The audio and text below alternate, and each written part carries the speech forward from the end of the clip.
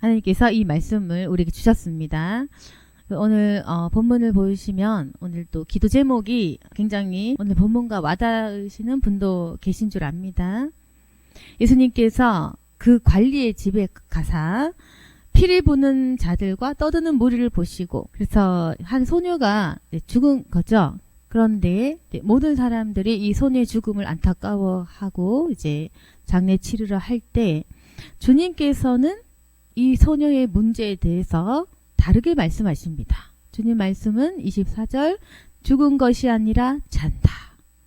네, 그래서 현상을 보고 다르게 말씀을 하시죠. 그러니까 사람들은 당연히 비웃었던 것입니다. 그래서 예수님께서는 보시기에 죽은 것 아니고 자는 것이다. 이게 다르게 해석을 했고, 우리 받아들이는 사람 입장에서는 죽은 것이 맞는데 이렇게 틀린 말씀을 하니까 비웃는 거죠. 항상 우리는 이런 겁니다. 예수님께서는 할 수 있기 때문에 다르게 보시고 다르게 말씀을 해주시고, 우리는 할 수 없다고 생각을 하기 때문에 현상을 보고 그 현상 그대로를 이제 바라봅니다. 그럼 우리는 하나님께서 나에게 행하실 기적과 축복을 계산 못하고 미리 낙심하고 미리 알고 미리 비웃는 이제 그런 역할을 하는데요. 그래서 우리의 이런 태도로는 주님을 기쁘게 할 수가 없겠죠. 예수님께서는 그 소녀를 일으키신 분이십니다. 죽은 자를 살리시는 분이신데 우리가 만약 이걸 믿지 못하면 자꾸 비웃게 돼요. 예수님의 그 현상을. 물론 우리가 막 진짜로 비웃는 행동까지는 안 할지 모르겠지만 내 잠재의식 속에 기도하면서 낙심하는 거, 기도하면서 안 될까 의심하는 거, 기도하면서도 나 자신을 좀 서글프게 보는 이 모든 것들이 사실은 내 마음에 비웃는 것과 비슷한 우리의 영적 상태가 되는 거거든요. 그래서 우리가 만약에 주님 축복을 못 믿으면, 그리고 주님의 초자연적 역사를 믿지 않으면 주님께서 우리에게 믿음을 요구하실 때 자꾸 이렇게 하게 됩니다. 좀 비웃는 거, 의심하는 거, 기도하면서도 낙심하는 거, 별로 기대 안 하는 거, 감사를 미리 이제 잃어버리는 이제 그런 것들을 하게 됩니다. 그래서 예수님께서 원하시는 것은 예수님의 말씀을 듣고 이제 믿는 거죠. 그러면은 이제 이 본문도 있지만 17절에는 두 맹인은 좀 다릅니다. 태도가. 두 맹인이 따라오면 소리 질러 이르되 다윗의 자손이여 우리를 불쌍히 여기소서.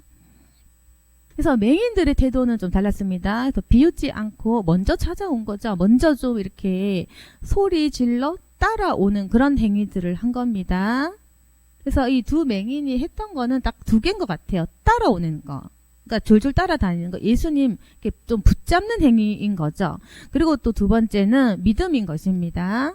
예수님께서 내가 능히 이 일 할 줄 믿느냐 하니까 대답하여 주여 그러하오리다. 이렇게 믿는 거죠. 그래서 주님을 좀 졸졸 따라다니면서 기도하는 행위, 붙잡는 행위, 갈급하게 좀 두드리는 행위를 할 때 주님께서 물으십니다. 내가 이 일 할 줄 믿느냐? 그래서 예수님은 묻고 싶어 하세요. 이제 질문하고 싶어 하시거든요. 그걸 아셔야 되는데, 근데 이게 중요한 거예요. 예수님께서는 우리 마음을 아시지만, 다 알고 계시지만 그럼에도 불구하고 대화하기를 원하시고, 우리가 무슨 대답할 줄 알거든요. 근데 알면서도 질문하고 싶어 하고, 무슨 대답할 줄 아는데도 듣고 싶어 하세요. 이제 그런 부분을 우리가 염두에 둬야 됩니다.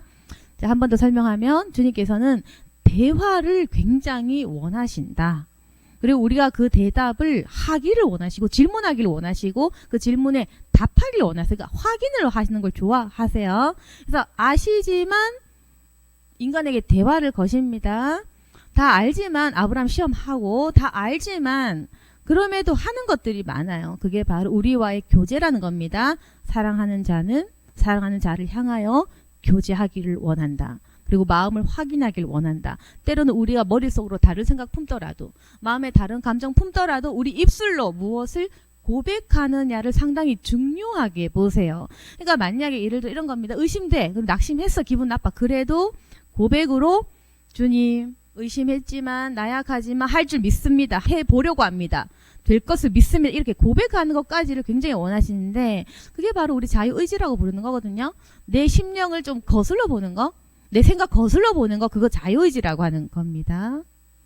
가식은 아니잖아. 거짓말은 아니잖아. 그냥 하는 말은 아니잖아. 그러니까 이건 의지인 겁니다. 의지로 기분 안 되고 감정 상했고 믿음 안 되고 믿음 안 따라와지고 낙심했지만 그걸 거스르는 행위, 의지로 믿습니다. 의지로 될 줄 압니다. 의지로 성공할 줄 믿습니다. 축복 믿습니다. 이제 이런 식으로 여러분께서 지금 기도하는 그 기도 제목들 있잖아요. 의지로 안 될 것 같아도 괜찮아요.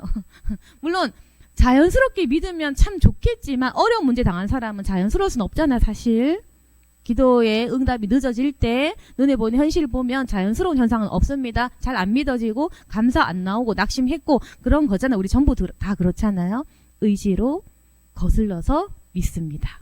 의지로 해보려고 합니다. 의지로 기도합니다. 이렇게 자유의지로 선택하는 행위 있잖아요. 예를 들어서 뱀이 선악과를 따먹으라고 해서 만약에 근데 따먹고 싶은 마음 들어왔어. 정말 뱀의 말이 맞는 것 같아. 그렇지만 의지로 하와가 저리 가라 뱀아 꺼져라 하고 안 먹었으면 좋았을 거 아닙니까? 그런 겁니다. 내 마음에 시험과 유혹이 들어올 수 있지만 하지 않는 그게 바로 순종 행위라고 하는 거거든요. 순종, 자유의지, 내 믿음, 내 의지 굉장히 중요한 것입니다. 그래서 아브라함도 뭐 이삭 바치고 싶어 바쳤겠어요? 정말 드리고 싶었겠습니까? 너무 아프지만 어쩔 수 없이 순종한 그런 것들조차도 내 마음에 슬프고 아프고 고민한 그 모든 것들도 귀하게 보십니다. 그럼에도 불구하고 하나님을 선택했으니까 그 말씀에 순종했으니까 그것이 순종, 자유의지, 우리의 선택 이런 것들이 주님께서 원하시는 교제, 우리 인간과 교제하는 방법이 이런 겁니다. 그래서 주님 질문을 듣고 답할 줄 아는 거, 주를 고백할 줄 아는 거, 시인할 줄 아는 거, 그게 중요한데 중요한 것은 우리 지금 기도 제목이 있습니다. 그래서 자녀 축복도 기도 지금 해야 하고 내 질병 문제, 내 영적 문제, 내 심리 상태, 내 사역 문제 다 기도 제목이 있을 건데 똑같아요. 주님 원하시는 것은 너희 믿음. 너희 믿음이 중요한 것이다. 29절 너희 믿음대로 되보려라 되라. 너희 믿음대로 될 것이다. 믿는 자, 고백하는 자, 시인하는 자, 예수님에 대해서 기대하는 자, 사모하는 자, 그리고 입을 크게 벌리는 만큼 그만큼 너희 믿음대로 되라. 그것이 주님의 말씀이시고 이것이 공평한 방법입니다. 그래서 잘난 자 못난 자 없이 믿는 대로 사모하는 대로 믿음의 방법대로 일어나는 그 일들 이것이 바로 영적 원리. 주님께서는 우리에게 돈 필요 없어, 뭐 외모 필요 없어, 무슨 행위 필요 없어 믿음만 보겠다. 마음만을 보겠다. 이 믿음은 어린아이든 노약자든 상관없이 어떤 내가 환경적인 육신적인 장애 상관없이 인간이란 모두가 인간 영적 동물이기 때문에 우리가 심지어 좀 약하고 아픈 사람이라 할지라도 인간 영적 동물이기 때문에 모두가 믿음이라는 분야에 대해서 공평하기 때문에 믿음으로 천국 갈 수 있도록 믿음대로 축복을 누리게끔 아주 공평한 방법을 하십니다. 그리고 그 믿음을 판단할 수 있는 분은 절대로 사람이 아니라 하나님 혼자.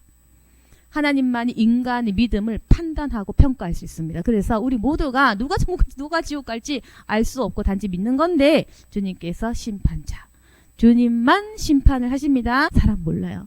그래서 누가 천국 갈지 누가 지옥 갈지 누가 축복의 그릇이 되는지는 판단은 무조건 예수님 홀로 하시는 것이고 예수님의 기준은 그냥 믿음만 보기 때문에 이 겉모습으로는 잘 몰라요. 겉모습은 사람은 늘 숨기기 때문에 사람은 믿음을 볼 줄 모릅니다.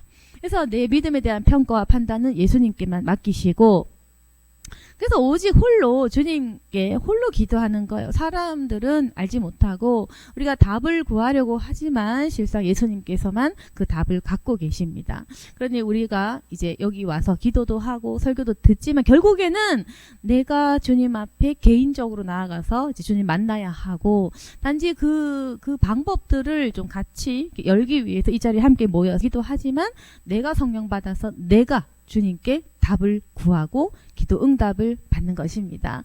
결국 믿음 생활은 함께 어우러져 하는 것이 굉장히 중요하지만 실질적인 구원과 축복의 기도문은 내가 주님께 개인적으로 두드리고 내가 받는 것이에요. 아무도 방해할 수 없는 내 믿음입니다. 그래서 오늘 말씀을 정리하자면은 그 믿음이 기적을 일으킬 건데 때로는 고난도 좋은 거라고 볼 수 있어요. 지나가 보면 이게 영적 성장이구나 깨달아질 때가 옵니다.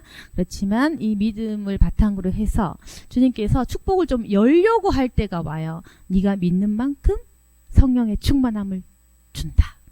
네가 믿는 만큼 병고침이 일어난다. 네가 믿는 만큼 사역을 시켜주겠다. 그래서 믿음을 요구하실 때 반드시 크게 사모하고 크게 열고 크게 믿어야 돼요. 믿으면 그만큼 열립니다.